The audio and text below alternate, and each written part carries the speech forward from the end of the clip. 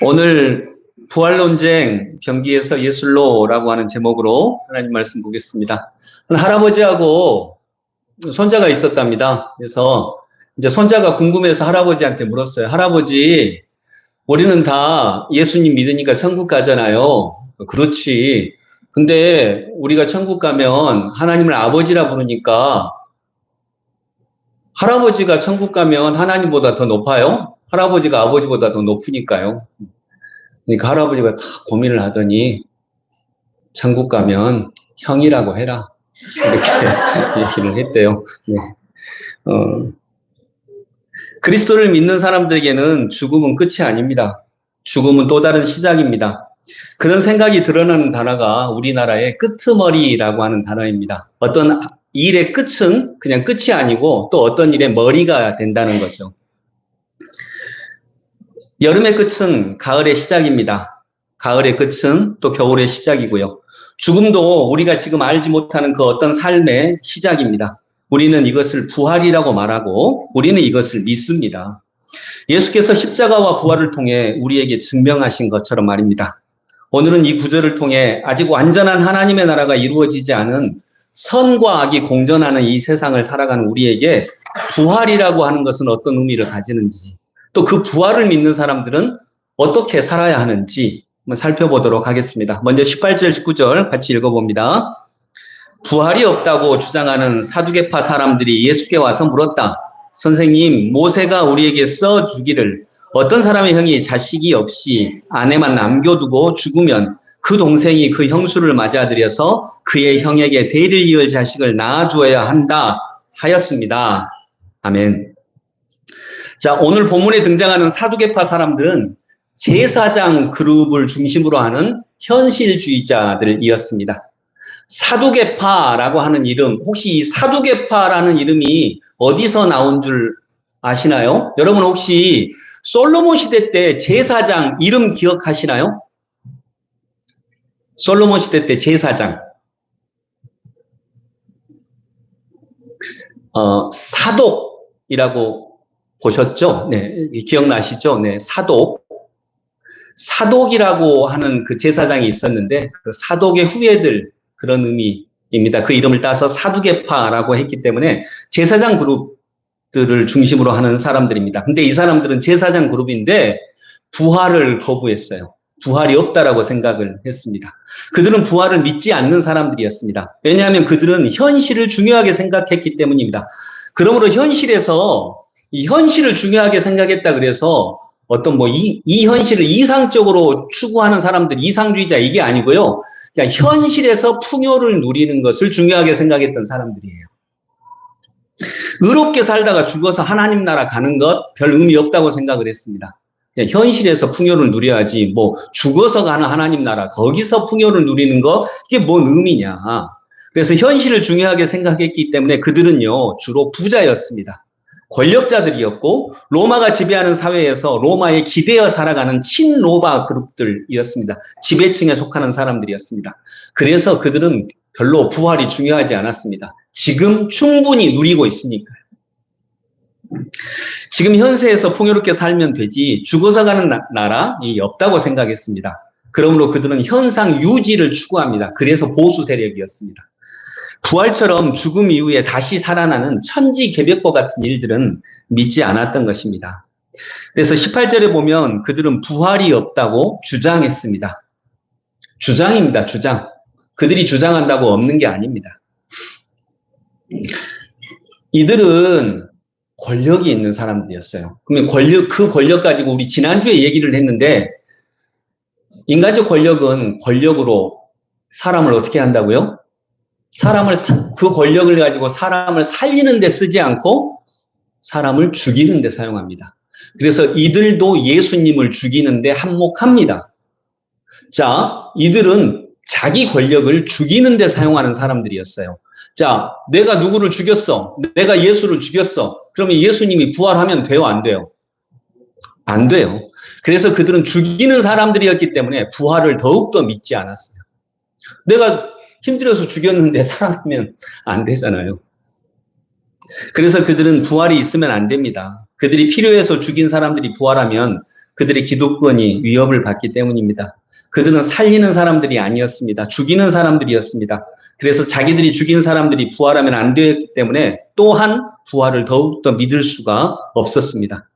그들이 부활에 대한 논쟁을 하기 위해 예수님을 찾아갑니다. 마가복음 12장, 오늘 우리가 읽은 이 본문에는요, 예수님과 당시 사회 지배층과의 논쟁이 나옵니다. 지난주에는 바리새인하고 헤롯 당원들과 논쟁한 무슨 논쟁? 뭘 바칩니까? 안 바칩니까? 세금 논쟁. 오늘은 사두개인과 한 부활 논쟁. 다음 주에 살펴볼 말씀은 율법학자들과 논쟁한 가장 큰 계명이 무엇입니까? 라고 하는 논쟁이 나옵니다. 이 논쟁을 통해 우리는 주님의 뜻을 더욱더 명확하게 살펴볼 수 있습니다. 오늘의 부활 논쟁은 사두개인들이 부활이 없다는 것을 증명하기 위해 아주 독특한 예를 하나 가지고 옵니다. 우리가 아까 읽었듯이 7 형제가 있었어요. 여러분 좀 더 7 형제입니다. 여러분 지금 송기진 집사님 좀 더 노력해 보시기 바랍니다. 7 형제입니다. 7 형제. 이 7 형제가 있었는데 큰아들이 결혼을 해서 이제 한 여인과 결혼을 했어요. 이 여인이 그냥 남편이 죽었어요. 그러면 옛날에 우리 고구려에도 뭐가 있었죠? 형사 취수제가 있었어요. 형사 취수제. 형이 죽으면 형수를 내가 아내로 취해요. 그래가지고 아들을 낳아요. 그러면 그 아들이 누구의 아들이 돼요? 내 아들이 아니라 형의 아들이 되는 거예요. 그래서 형의 가문의 대가 이어지도록 하는 그런 규정이거든요. 그건 꼭 이스라엘만 있었던 것이 아니라 우리나라에도 있었고요. 세계 전반에 곳곳에 있었어요. 바로 그 제도가 이스라엘에도 있었던 거죠. 그래서 이제 이건 사실이 아니고 예를 들은 것입니다. 7 형제가 있었는데 큰아들이 아들을 못 낳고 죽어. 그러니까 둘째가 형수를 취해요. 근데 둘째도 또 아들을 못 낳고 죽어. 셋째가 형수를 또 취해요. 그러다가 7째까지 다 했는데 결국 아들을 낳지 못하고 자녀를 낳지 못하고 이 여인마저 죽었다 이제 그 말이에요. 그러면 사두개인들이 물어보는 것이 예수님, 그러면 이 여자는 부활할 때에 누구의 아내입니까? 라고 묻는 거죠. 여러분 누구 아내예요? 부활을 믿은 바리새인은 원래 첫째의 그 부인이었으니까 첫째 아내다 이제 이렇게 얘기를 해요. 사두개인은 이걸 왜 이 예를 끌어왔냐면 이게 말이 되냐? 그러니까 누구 아내겠냐? 말이 안 되니까 부활도 없다. 이제 이런 논리를 주장하기 위해서 이걸 가져온 겁니다. 근데 여러분 생각은 어떠세요? 누구 아내예요? 엄마 아내예요? 누구 아내예요? 자, 먼저 우리는 이제 오늘 본문을 통해서 살펴봅니다. 부활의 오늘 우리가 살펴볼 첫 번째 내용은 PPT 한번 띄워주세요. 부활은 같이 읽어봅니다. 시작. 네, 부활은 같은 몸으로 다시 살아가는 소생이 아닙니다. 25절에 앞부분 보면 사람이 죽은 사람들 가운데서 살아날 때에는 26절 죽은 사람들이 살아나는 일에 관해서는 27절 하나님은 죽은 사람들의 하나님이 아니라 살아있는 사람들의 하나님이시다. 아멘. 자, 이런 과정을 통해서 알 수 있는 것, 부활은 죽었다가 다시 살아나는 것이다라고 하는 것을 분명히 얘기하고 있습니다. 하루살이하고 파리하고 놀았대요. 하루살이가 이제 파리가 하루살이한테 해가 지니까 하루살이야 내일 만나자 그랬어요. 근데 하루살이는 내일 알아요? 몰라요? 몰라요. 그래서 내일 그게 뭔데? 너 모르는구나. 어두워지잖아. 그런데 다시 밝아진다. 그게 내일이야. 그때 또 만나? 그러니까 하루살이가 그런 건 들어본 적이 없거든요. 하루살이의 사전에는 내일이 없어요. 그런 건 들어본 적도 없어요. 그래서 그런 게 어딨어? 나는 그런 말 들어본 적도 없어. 우리 부모님도 그런 거 얘기한 적도 없어. 거짓말하고 있어. 하고 너랑 안 놀아 거짓말하는 애하고는 하고 가버리니까 파리가 답답한 거예요. 파리가 뭐라 그래요? 내일 있는데? 아니 내일 진짜 있는데. 근데 또 파리하고 개구리하고 놀았어요. 개구리가 겨울이 오니까, 눈이 오고 겨울이 오니까, 이제 개구리는 겨울잠을 자잖아요. 그래서 파리한테, 파리야, 내년 봄에 만나자. 그랬어요. 근데 파리는 1년생이에요. 겨울이 오면 다 죽거든요. 내년 봄? 그게 뭔데? 아, 너 모르는구나. 날씨가 추워지잖아. 그리고 나뭇잎도 떨어지잖아. 살아있는 게 아무도 없는 것 같잖아. 그런데 다시 따뜻해진다? 그게 내년 봄이야. 그때 만나자라고 하니까 파리는 들어본 적이 없거든요. 그런 얘기를. 그런 게 어딨어? 추워지면 끝나는 거지. 하고 거짓말하는 너랑 안 놀아. 이제 그랬대요. 여러분 이런 얘기 어서 많이 들어보셨죠? 야, 어두워지면 끝나는 거지. 추워지면 끝나는 거지. 또 인간은 뭐라 그래요? 죽으면 끝나는 거지 뭐. 똑같은 말 아닐까요? 그러나 분명히 우리는 부활을 믿습니다. 여러분, 부활은 분명 죽은 사람들이 죽은 자들 가운데서 다시 살아나는 것이다라고 3번을 걸쳐서 말씀하고 있습니다. 그리스도인들을 포함한 모든 사람들은 부활할 것입니다. 죽어서 끝나는 것이 아니라 죽음 이후에도 있는 삶을 우리는 살아갈 것입니다. 하루살이는 어두워지면 끝나는 것이라고 합니다. 파리는 추워지면 끝나는 것이라고 합니다. 어리석은 이들은 죽으면 다 끝이라고 합니다. 아닙니다. 죽음 뒤에는 부활이 있습니다. 그러나 우리가 분명히 알아야 할 것이 있습니다. 여러분, 부활은 내가 가지고 있는 모든 조건을 그대로 가지고 소생하는 소생이 아니에요. 넘겨주세요. 자, 여기 지금 이 두 분 관계가 어떻게 되는 것 같아요? 손자하고 할머니죠. 어떤 목사님한테 들은 얘기입니다.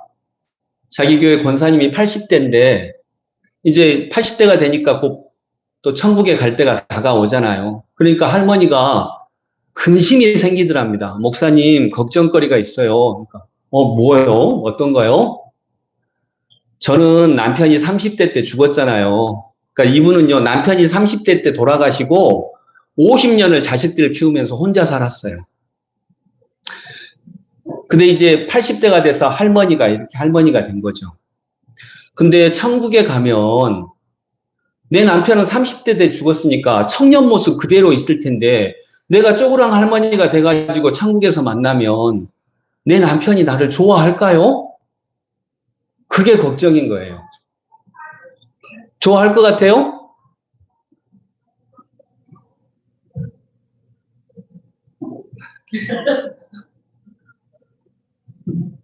그게 걱정이에요. 여러분, 이 할머니 입장에서는 걱정되겠어요? 안 되겠어요? 되죠. 아, 내 남편은 30대 그대로 있는데 내가 또 이렇게 가면은 어떻게 합니까? 안 좋아할 거 아니에요, 나를. 할머니인데. 그리고 또 혹시 남편이 사랑이 깊어서 여보 너무 반갑다라고 나를 이렇게 안아주고 여보 당신 남편 이렇게 해도 주변 사람들이 뭐라 그럴 거예요. 야, 이게 부부래. 근데 주변 사람들이 이러면 너무 창피하잖아요. 이제 그게 걱정인 거예요. 아니 총각하고 손자 겉으로 볼 때는 할머니하고 손자인데 여보 남편 아내 이러면 창피하잖아요. 어떻게 해요? 이렇게 얘기를 하셨대요. 진짜 걱정되실 것 같아요. 근데 여러분 부활은 소생이 아니에요. 그러면 팔이 하나 없는 장애인은 천국 가면 여전히 팔이 하나 없나요?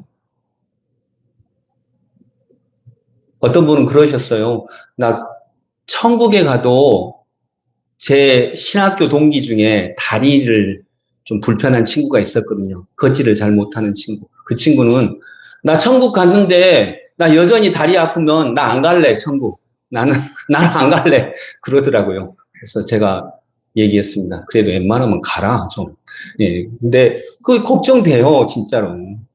근데 부활은 소생이 아니에요. 예수님이 엠마오로 가던 두 제자를 만나셨죠. 그때 두 제자가 예수님을 알아봤나요? 몰라봤나요? 몰라봤어요. 왜요? 부활은 내가 가지고 있는 모습 그대로 가져가는 게 아니니까요. 그리고 예수님이 부활하신 다음에는 제자들이 집 안에 있는데 문이 열리지도 않았는데 벽을 뚫고 막 들어오신 장면들이 성경에 기록이 되어 있어요. 그건 뭘 말하냐? 부활할 때의 몸은 지금 우리가 사용하는 몸과 다르다는 거예요. 그럼 구체적으로 무슨 몸일까? 몰라요. 그건 신비예요, 신비. 그래서 우리는 기대하고 기다리는 거죠.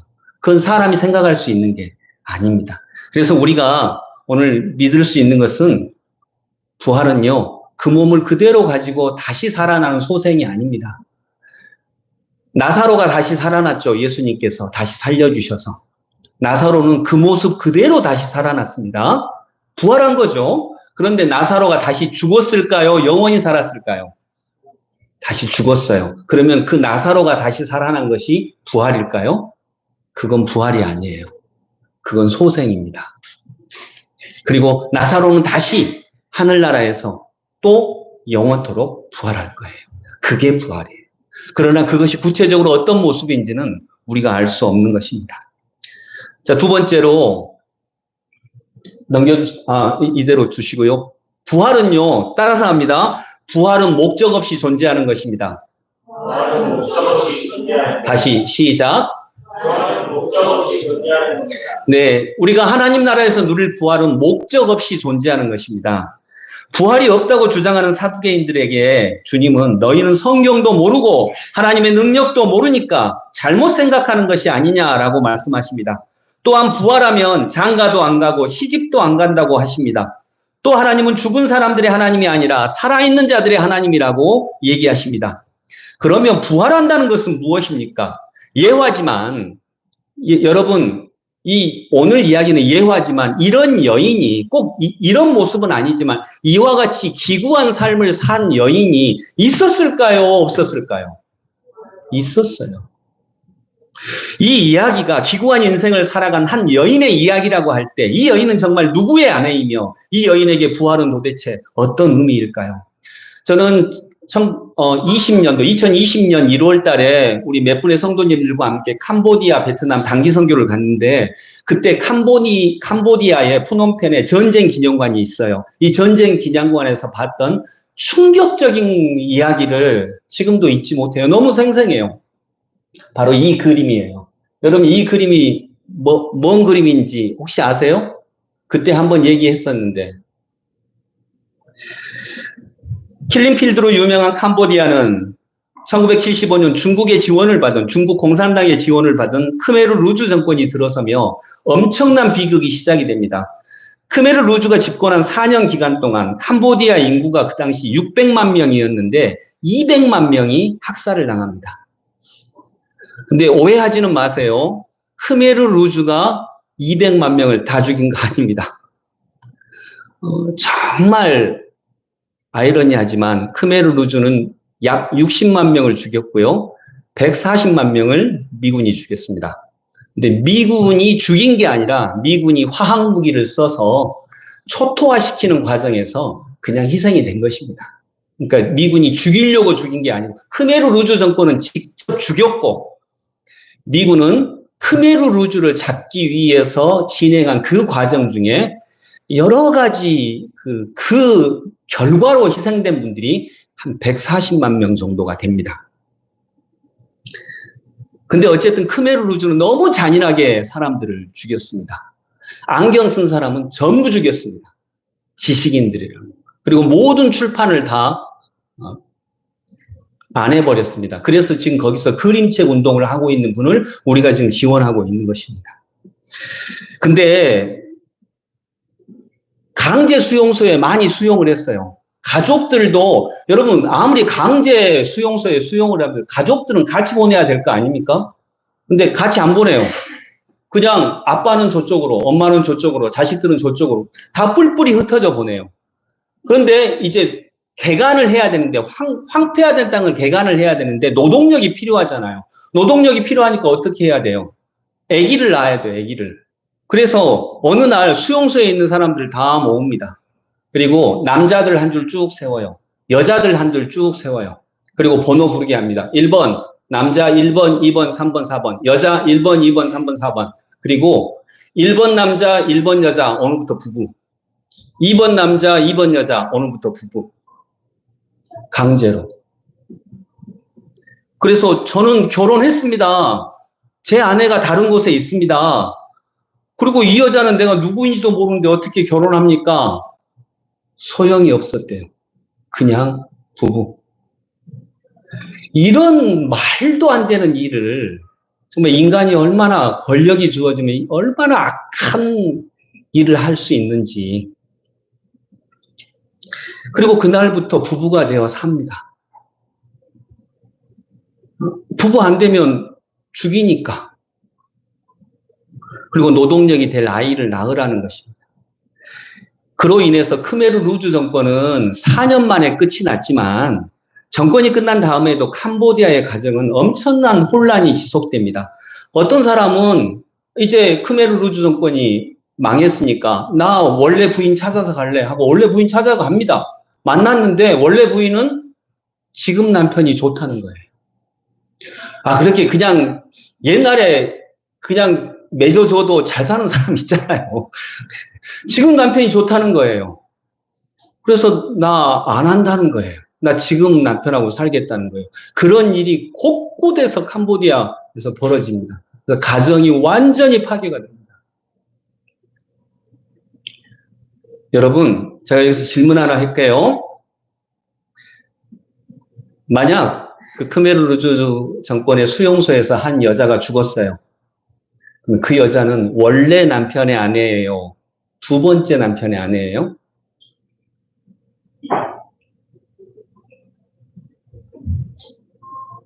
그냥 예를 듭니다. 둘 다 사랑해요. 어떻게 살다 보니까 둘 다 사랑하게 됐어요. 누구의 아내입니까? 또 남자도 마찬가지입니다. 누구의 남편입니까? 두 번째요? 자, 두 번째 파. 네, 두 번째 파. 자, 첫 번째 파. 네. 나머지는 관망파. 이렇게. 이게 오늘 질문입니다. 옆 사람한테 한번 얘기해 보세요. 내가 생각할 때는 몇 번째 남편의 부인이다. 한번 옆 사람한테 한번 얘기해 보세요.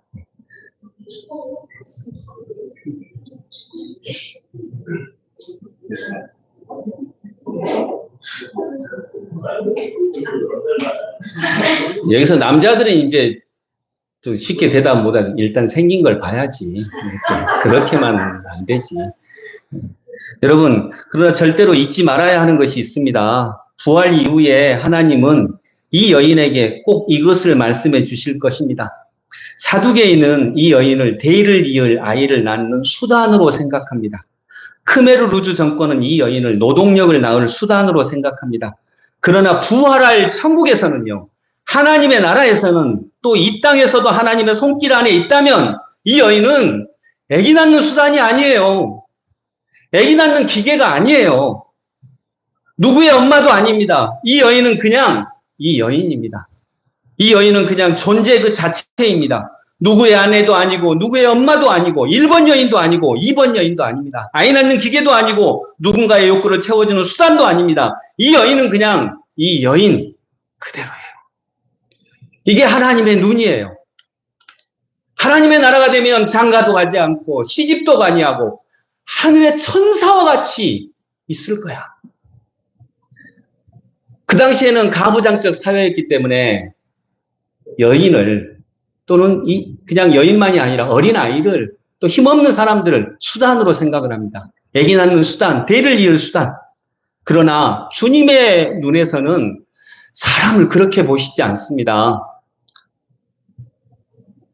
아이 낳는 기계도 아니고 누구의 아내도 아니고 누구의 엄마도 아니고 1번, 2번 여인도 아니고 누군가의 욕구를 채워주는 수단도 아니고 전쟁을 이길 수 있도록 병사들의 욕구를 채워주는 수단도 아닙니다. 이 여인은 그냥 이 여인입니다. 이 여인은 그냥 그 존재 그 자체입니다. 이 여인은 김복득이며 박수기이며 이옥선, 김양주, 박옥선, 이옥선, 강일출, 김원옥, 이용수, 임종순, 이남희 이런 분들이에요.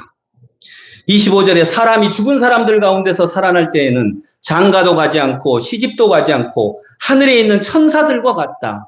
하늘에 있는 천사들과 같다. 이 말씀이 이런 의미라고 저는 해석을 합니다. 사두개인들은 이 여인을 보고 누구의 아내냐는 것이 궁금합니다. 여러분, 정말 이런 여인을 앞에 두면 누구의 아내냐? 이런 질문을 어떻게 합니까? 이건 잔인한 질문입니다. 어떻게 이런 질문을 합니까? 예수님은 부활한 하나님 나라에서는 이 여인은 시집도 가지 않고 하늘에 있는 천사와 같이 존귀하고 소중한 존재라고 하십니다. 이 여인에 대한 사두개인의 시각과 예수님의 시각은 어떤 차이가 있습니까? 사두개인은 이 여인을 그냥 여전히 대를 이을 수단, 아이를 낳는 수단으로 보고 있습니다. 그러나 주님은 이 여인을 그 존재 자체로 소중한 하나님의 작품으로 보고 있습니다. 이것이 가장 큰 차이입니다. 여러분, 무엇이 성경의 시각입니까? 무엇이 하나님의 눈입니까? 성경 속에는 나라 잃은 백성의 소름도 있고요. 엄마를 잃어버린 아이의 한탄도 있고, 아이를 잃어버린 엄마의 한이 서린 울음도 있고, 가난하고 헐벗어서 배고파 죽은 사람들의 통곡도 있고, 성경에는 그런 얘기로 가득 차 있습니다. 그래서 성경을 읽을 때는 그런 시각으로 읽어야 합니다. 그런데 이런 삶을 살아간 여인이 있는데 거기서 당신은 누구 아내입니까? 라고 하는 질문은 정말 그게 궁금하다면 그건 너무 잔인합니다. 여러분, 아까 제가 이름을 부른 이옥선, 이용수 이분들은 얼마 전까지 생존해 계셨던 우리 위안부 할머니들 성함이에요. 이분들한테 너는 어느 나라 사람이냐? 너는 누구의 아내냐? 이 질문은 말이 안 되는 거죠. 여러분, 아버지는 아버지로서 역할이 있죠. 아버지는 어떤 역할을 하죠? 돈을 벌어다 주고, 또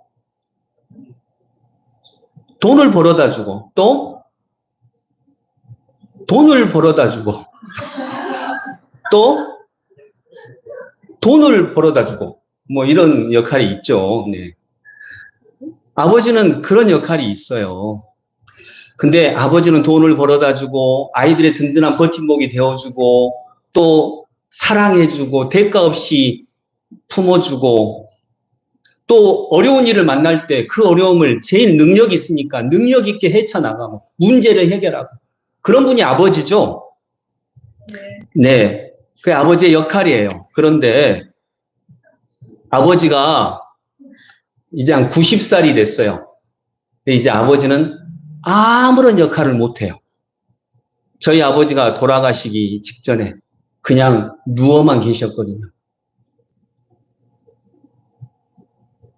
그 아버지 아버지인가요? 아버지 역할을 전혀 못 하시는데 오히려 내가 아버지 대소변 치워드리고 뭐 우리 자식들이 저만 한 게 아니니까 자식들이 해드리고 그랬는데 그래도 아버지예요? 아버지 역할 전혀 못 하는데 그래도 소중합니까? 그래도 존귀합니까? 자, 그때의 아버지를 존재라고 합니다. 그때의 아버지는 수단으로 존재하는 게 아니에요. 아버지 역할, 아버지로서 기능 전혀 못합니다. 그러나 그렇다 그래서 야 아버지 이런 기능도 못하는 아버지 버립니까? 의자는 다리가 부러지면 의자 기능을 못하니까 버립니다. 근데 사람은 아버지인데 아버지 역할을 못한다고 해서 버리지 않습니다. 왜냐하면 사람은 존재니까요. 이걸 철학에서는 실존이라고 합니다. 그래서 실존이라고 할 때 말하는 실존은 그거예요. 아버지 기능을 전혀 하지 못하는데 아버지는 여전히 나한테 소중해. 너무 존귀해. 너무 귀해. 근데 도대체 아버지의 뭐가 그렇게 귀하지? 라고 할 때 그 아버지 역할을 전혀 하지 못하는 아버지를 귀하게 하는 그것이 실존이에요. 그것이 또 존재이기도 하고요. 이 이야기를 들으면 우리가 물어야 할 질문은 이 여인은 누구의 아내입니까가 아닙니다. 여러분, 이 이야기를 들으면 아이고, 얼마나 고생하셨어요. 얼마나 고생하셨어요. 얼마나 힘드셨어요. 얼마나 원통하셨어요. 라고 하며 같이 울어야 합니다. 이것이 하나님의 마음입니다. 하나님은 이 여인이 누구의 아내인지에 대해 관심 없으실 것입니다. 이 여인 자체에 관심을 가지십니다. 하나님은 그런 분이십니다. 부활은 그런 하나님의 마음입니다. 일곱 형제, 물론 그들도 소중합니다. 그러나 오늘의 하나님은 그런 죽은 자들의 하나님이 아니라 이 여인, 이름 없이 수단으로만 살았던 이 여인을 처음으로 존재 그 자체 소중한 존재로 여겨주실 것입니다. 여러분, 그것이 부활일 때에 우리가 누리게 되는 은혜입니다. 내가 능력이 있건 내가 능력이 없건 내가 얼마나 지위가 높았건 돈이 많았건 그것과 상관없이 하나님은 나를 존재 그 자체로 받아주실 것입니다. 이것이 부활의 은혜를 누린 사람들이 하나님께 받게 되는 진정한 부활의 은혜인 줄로 믿습니다. 아멘. 자, 이거 아세요? 이거 뭐예요? 자, 함정 없어요? 대답 좀 해보세요. 이게 뭐예요? 변기, 소변기. 근데 이거 아시죠? 자, 넘겨주세요. 이건 뭡니까? 이건 소변기예요. 왜 소변기죠? 이게 왜 소변기예요? 네? 서서 싸니까요? 이건 지금 무슨 기능을 하고 있어요? 소변을 받는 기능을 현재 하고 있죠? 그래서 소변기예요. 넘겨주세요. 이건요? 이건 마르셀 듀상, 여러분 다 아시죠? 미술책에서 본 마르셀 듀상의 샘이라고 하는 작품이에요. 100여 년 전에 현대 미술의 시작점을 열었던 엄청난 작품이죠. 그냥 변기 갖다 놨어요. 뭐 특별한 거 아니에요. 길거리에 버려져 있는 변기를 그냥 갖다 놨어요. 그리고 이걸 작품이라고 했어요. 자, 이건 변기입니까? 작품입니까? 왜요?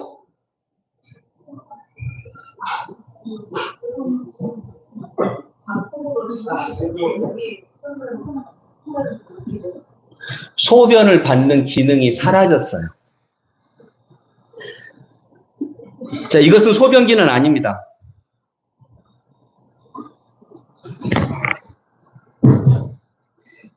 여기에 소변을 보는 사람은 아무도 없기 때문입니다. 물건과 예술 작품의 차이는, 잠깐만요.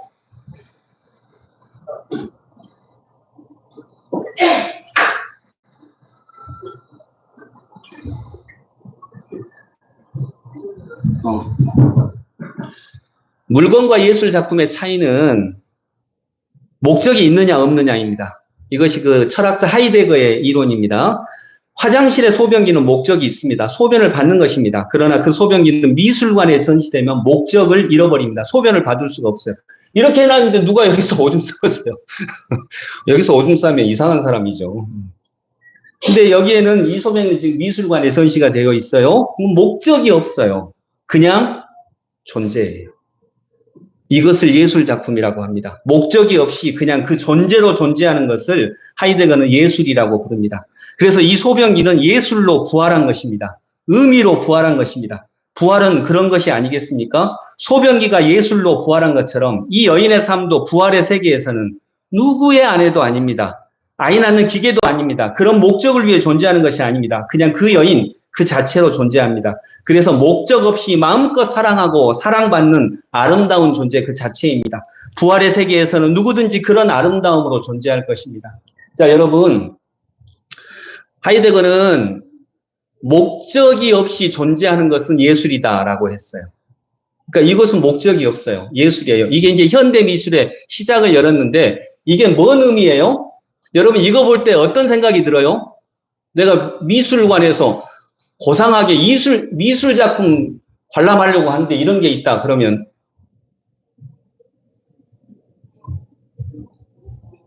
그래서 현대 미술을 이해할 때 막 복잡하게 이해하실 필요가 없어요. 이게 뭔 의미야? 이게, 아름다움의 기준이 변했다는 거냐? 물론 그런 의미도 있지만, 현대 미술을 이해할 때는 저도 배운 거지만, 이게 딱 보면, 첫 마디가 뭐가 나와요? 뭐요, 이게? 이거 장난쳐? 이렇게 되잖아요. 그게 현대 미술을 이해하는 거예요. 그냥 내 마음에 떠오르는 거. 이거 뭐요? 장난쳐? 이게 이 작품을 이해하는 키예요. 장난쳐? 그런데 이제 그걸 타고 내려가는 생각의 흐름이 있어요. 그것이 현대 미술을 이해하는 거예요. 또 어떤 사람은 이거 뭐요, 이것이? 그때 이게 뭐요, 이것이? 이게 이 작품의 감상이에요. 그냥 거기서부터 시작하면 돼요. 그때 가졌던 당혹감, 이해 안 됨, 이걸 그냥 그대로 가지고 있으면서 곱씹으면 그게 현대 미술을 이해하는 시작이 되는 거죠. 목적이 존재보다 귀하지 않습니다. 하나님께서 창조하신 존재 그 자체는 그대로 존귀하고 소중합니다. 목적이 없어요. 그냥 목적이 없어요. 그냥 존재예요. 부활의 세상에서는 누구나 그렇게 존귀하게 대접받고 존귀하게 존재할 것입니다. 그냥 소중해요. 이거 소중하거든요. 이게 몇백억짜리거든요. 아무것도 아닌데 몇백억짜리거든요. 소중해요, 안 소중해요? 소중해요. 뭐로? 소변기니까? 아니고 그냥 존재니까. 여러분 소중해요, 소중하지 않아요? 아까 저희 아버지 얘기처럼 이제 아버지 역할을 전혀 못해요. 그러나 소중해요. 그게 존재예요. 주님은 우리를 그렇게 보신다는 거죠. 하나님의 손길 안에 있으면 존귀하고 소중하게 존재할 수 있습니다. 여러분 구한말 조선시대에 노예, 백정, 기생, 갑바치, 특별히 그런 천대받는 집안의 아이들, 이런 사회의 하층민들은 수단으로 존재했습니다. 그들의 존재는 중요하지 않았어요. 그들이 하는 일이 중요했어요. 사회를 유지하는 데 필요한 일이었기 때문입니다. 그래서 그들의 예를 들어 여러분 백정의 아이들이 병에 걸려서 풍토병에 걸려서 죽으면 전염병에 걸려서 죽으면 광주에서 그 천민의 아이들이 죽으면 그 죽은 아이들을 장사 지내는 곳이 있었어요. 100여 년 전에 어디였을까요? 여러분이 다 아는 장소예요. 우리 지금 광주니까.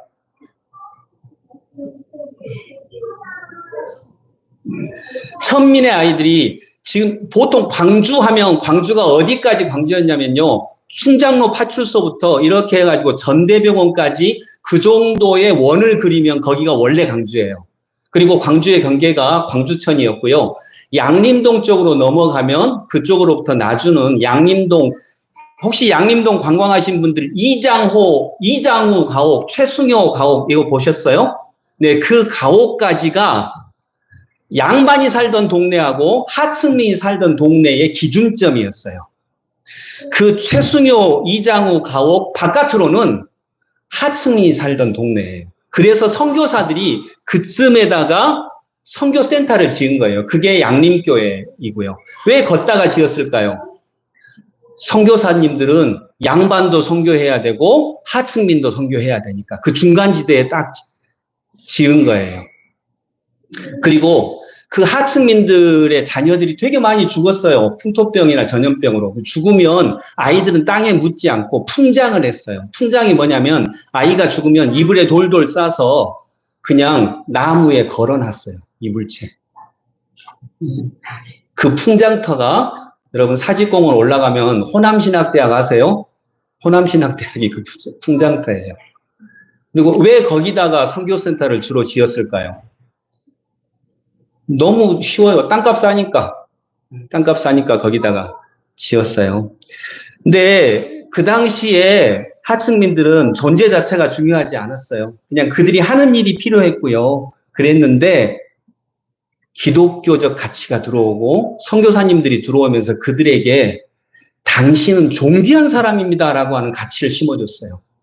여자들은 그때 사람이 아니었어요. 네, 우리 여정도 회장님 기억하시기 바랍니다. 여자들은 사람이 아니었어요. 더구나 여자아이가 죽으면 정말 아무것도 아니었어요. 그런데 그 여성들을 위한 교육기관을 만듭니다. 그게 수피아 여고. 그리고 그 여자들을 교육한다 생각도 못할 때 그리고 병 치료를 합니다. 하층민이 병에 걸리면 그냥 죽는 건데 그들을 위한 병원을 만들어요. 그게 제중원, 지금 기독병원이고요. 기독교적 가치가 들어왔어요. 그들이 그런 취급을 받으면서 그들 마음속에 자리 잡은 거. 아, 우리는 천하고, 우리는 백정놈이고, 종놈이고, 종년이고, 기생년이고, 이랬던 사람들이 당신은 하나님의 백성이라는 가치관을 기독교를 통해서 갖게 되는 거죠. 당신은 하나님의 백성입니다. 당신은 목적으로 존재하지 않습니다. 백정이라 그래서 고기 잡는 게 돼지고기, 돼지 죽여서 고기 만드는 게 일이 아닙니다. 당신은 그 존재 자체로 그냥 소중합니다. 이걸 기독교적 가치를 통해서 가르쳐 준 거죠. 그리고 그들이 그런 가치가 들어오니까 어떤 일을 하냐? 그들이 국채보상 운동을 해요. 나라빚을 갚아주겠다는 거예요. 여러분, 옛날에 미국에서 들어온 선교사님들은 술, 담배 했습니다. 북장로교는 술, 담배를 했습니다. 그래서 이제 딱 성경 공부 딱 끝나고 나서 이제 시조고 장로님하고 박정만 집사님하고 담배 한 대를 피우면서 박 집사 오늘 말씀이 너무 깊어 이렇게 막 이렇게 하고 그랬어요. 그런데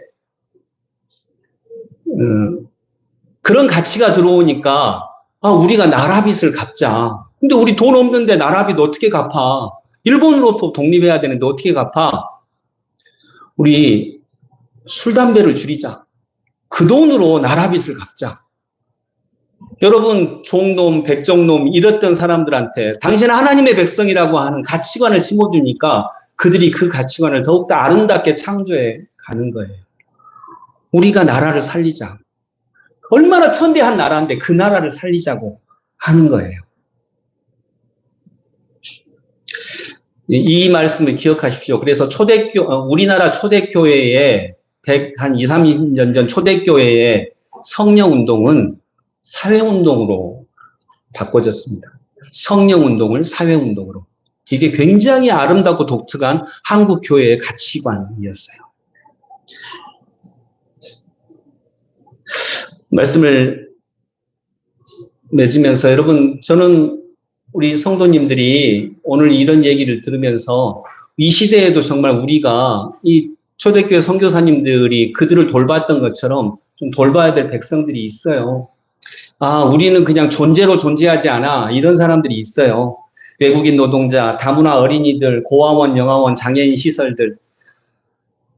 우리 교회 코로나 이후에 봉사활동이 아직 회복이 안 되고 있는데 여전도에서 2달에 한 번씩 봉사활동 가고요. 봉사활동이 회복되기를 바랍니다. 특별히 남성교회에서도 다시 어떤 곳이어도 좋아요. 이런 자기 존재를 천하게 여길 수 있는 아이들에게 또는 사람들에게 기독교적 가치를 줄 수 있는 이런 봉사활동을 꼭 했으면 좋겠습니다. 저부터라도 일단 저나 전도사님이라도 먼저 한 군데 정해서 갈게요. 그러면 좀 같이 가서 이런 일들이 일어나는, 지금도 이 역사 속에서 이런 일들이 일어나는 이런 역사가 일어나기를 소망합니다. 그 당시에 정말 새로운 문화가 들어왔어요. 종놈, 기생년, 백정놈, 이렇게 사람 취급을 못 받던 사람들이 교육을 받습니다. 치료를 받습니다. 그리고 장로 투표를 하는데, 여러분 옛날에는 주인이 있고 하인이 있으면 누가 결정했어요? 주인이 결정하면 따라야 돼요. 근데 세상에 장로 투표를 신분 고와 막론하고 한 표씩 하네? 엄청난 혁명이었어요. 양반도 한 표, 종도 한 표.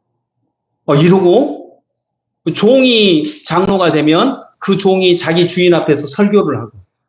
이건 정말 엄청난 일이었죠. 그리고 같이 앉게 하고 주인하고 종하고 같이 앉아서 예배드리게 하고, 이런 것들이 당신은 소중합니다라고 하는 것을 증명하는 어떤 문화였다는 거죠. 이런 문화가 우리도 여전히 부족하지만 우리에게도 일어나기를 소망합니다. 부활은 소생이 아닙니다. 부활은 신비입니다. 인간은 죽어 없어지는 존재가 아닙니다. 사람은 사라지는 존재가 아닙니다. 믿는 사람들은 주님 앞에서 부활합니다. 또한 부활은 도구로 사용되던 인간이 그 존재 자체로 존재하는 것입니다.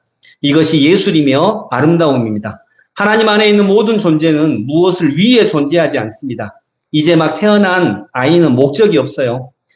일도 못하고요. 힘도 못 씁니다. 그러나 그런 목적과는 상관없이 그 존재 자체가 존귀하고 소중한 사람입니다. 아이 낳는 도구로 사용되던 이 여인, 대를 이을 도구로 사용되던 이 여인도 주님 안에서 그 존재 자체로 사랑받고 소중하게 여겨질 것입니다. 부활의 날에 우리도 그러할 것입니다. 더러운 소변기가 예술작품으로 부활하듯 능력 없어도 좋습니다. 허물 있어도 좋습니다. 우리는 주 안에서 새로워지는 부활입니다. 기도하겠습니다. 하나님, 이 여인에게 부활의 때에 당신은 누구 아내입니까? 라고 묻는 것은 잔인한 질문입니다. 캄보디아의 그 여인들에게 당신은 누구 아내입니까? 묻는 것은 너무나도 잔인한 질문입니다. 하나님, 예수님은 그렇게 보시지 않습니다. 그 존재 자체를 보시며 함께 울어주고 함께 아파하시고 함께 손잡으십니다. 그런 하나님이 너무도 좋습니다. 그런 분이 우리에게도 다가오셔서 우리를 존재 그 자체로 여겨주실 것이기 때문입니다. 주님 감사합니다. 예수 그리스도 이름으로 기도드립니다. 아멘.